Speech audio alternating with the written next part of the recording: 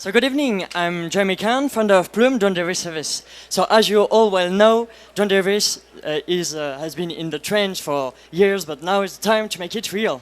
So Plume provides delivery services of consumables by drone to other providers like Uber Eats, and in the private sector, so including golfs, entertainment parks, festivals, up to the Olympic Games of Paris 2024.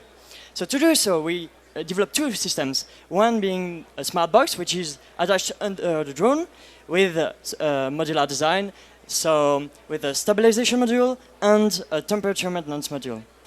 Then there is a smart facility, which is both a landing pad and a pickup station. So we expect our cash flow to reach around 5 million euros, only starting with a loan by 2024.